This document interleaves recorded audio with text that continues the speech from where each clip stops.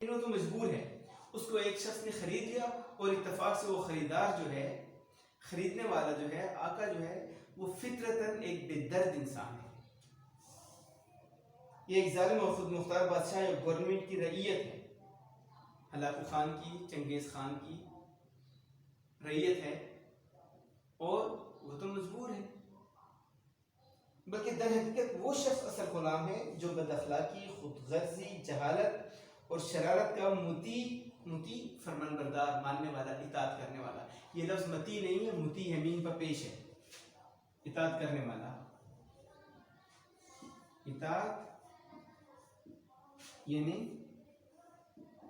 فرمان برداری کرنے والا، تابعداری کرنے والا.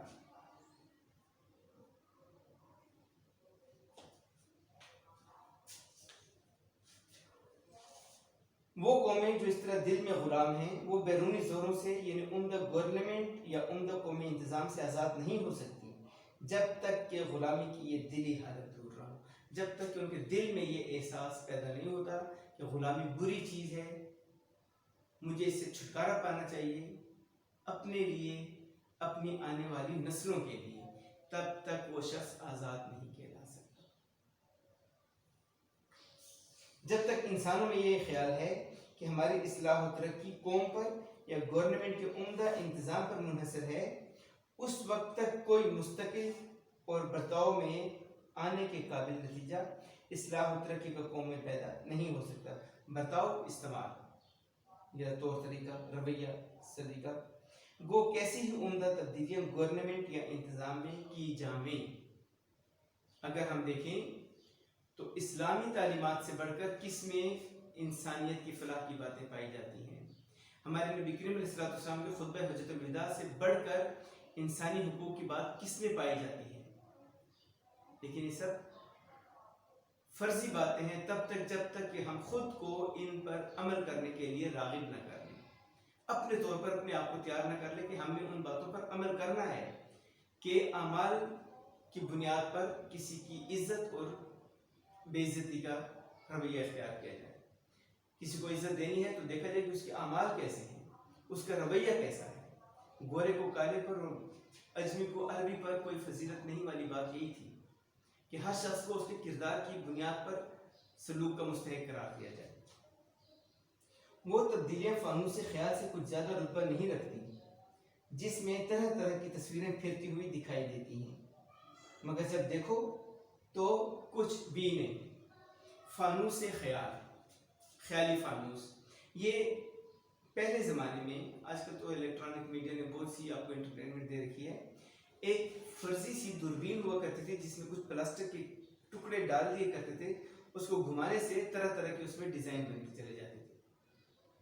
تو ڈیزائن حقیقت میں کچھ نہیں ہوتے تھے، یہ دیکھنے والے کی اپنی سوچ ہوتی تھی. یا جس طرح کہ ہم بادلوں کو دیکھتے ہیں، بعض اوقات وہ مختلف شکلیں اختیار کر رہے ہوتے ہیں، کہیں وہ گھوڑے کی شکل اختیار کر رہا ہے، کہیں اس میں کوئی جہاز میں نظر آ رہا ہے، لیکن حقیقت میں ویسا کوئی ڈیزائن بنا ہوا نہیں ہوتا. یہ ہماری اپنی ذہنی اختراع ہوتی ہے کہ ہمیں وہ لکیریں اس طرح کی لگتی ہیں، ہمیں وہ دھواں اس طرح کا نظر آتا ہے کہ ہم اس کو ایک فرضی شکل دے دیتے ہیں، جبکہ ہم جانتے ہیں کہ حقیقت میں بادل کوئی ٹھوس وجود ایسا نہیں رکھتے، بلکہ وہ دھواں ہے اور پانی. اور آپ سائنس کے اسٹوڈنٹ مجھ سے بہتر جانتے ہیں. مستقل اور مضبوط آزادی، سچی عزت اور اصلی ترقی چال چلن پر منحصر ہے. یہ چال چلان لکھا ہوا ہے، چلان نہیں ہے یہ، بلکہ یہ چال چلن ہے.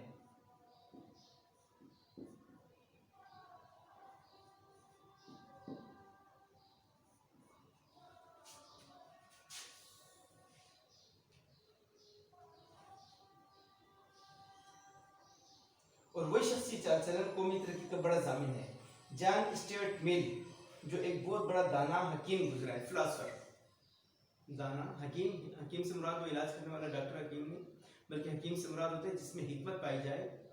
اور قرآن کریم میں ہے کہ جس کو اللہ تعالیٰ نے حکمت عطا کر دی، اس کو خیر کثیر عطا کر دی. حکمت، دانائی.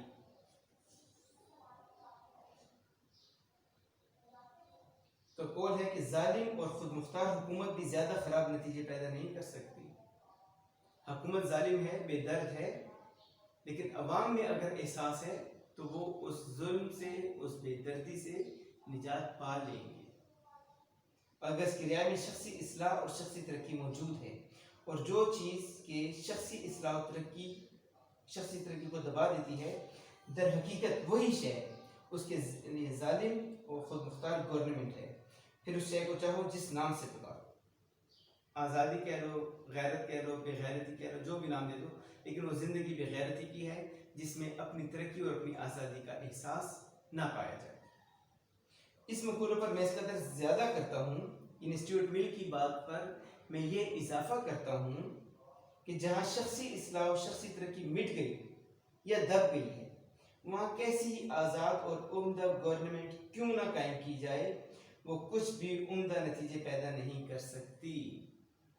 وہی اقبال کا شعر کہ افراد کے ہاتھوں میں ہے اقوام کی تقدیر، ہر فرد ہے ملت کے مقدر کا ستارہ۔ کہ جب تک ہر شخص اپنی بہتری اور اصلاح نہیں چاہے گا، قوم کی اصلاح اور قوم کی بہتری نہیں ہو سکتی۔ انسان کی قومی ترقی کی نسبت ہم لوگوں کے یہ خیال ہے کہ کوئی خضر ملے۔ یہ خضر علیہ السلام کے حوالے سے بات کرتے ہیں کہ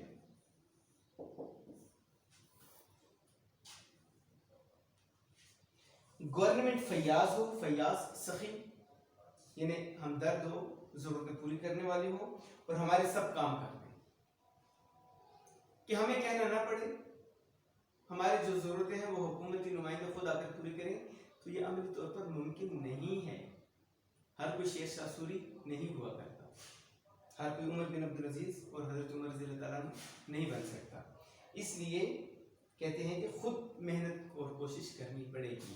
اب آ جاتے ہیں لفظ خضر کے بارے میں۔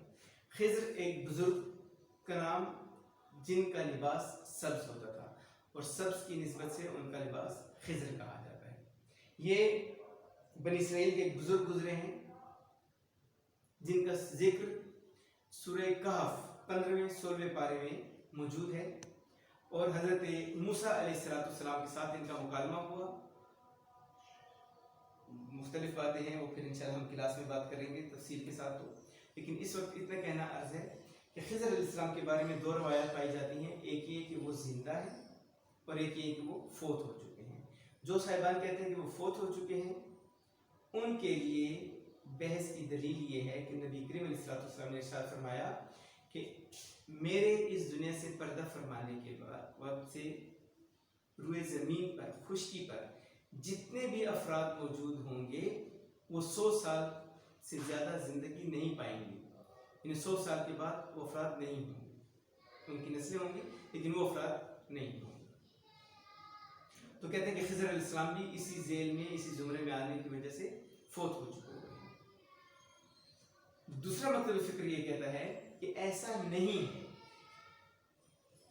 بلکہ اس وقت خضر علیہ السلام جو ہیں، چونکہ ان کو اللہ تعالیٰ نے یہ کمال دے رکھا ہے کہ وہ پانی پر بھی رہتے ہیں، ہواؤں میں بھی رہتے ہیں اور زمین پر بھی رہتے ہیں، تو خضر علیہ السلام اس وقت خشکی کے حصے پر نہیں تھے، اس لیے نبی کریم علیہ السلام کی اس حدیث مبارکہ کی عزت کی ذیل میں نہیں آتے، اور کئی بزرگوں سے ان کی ملاقات ثابت ہے۔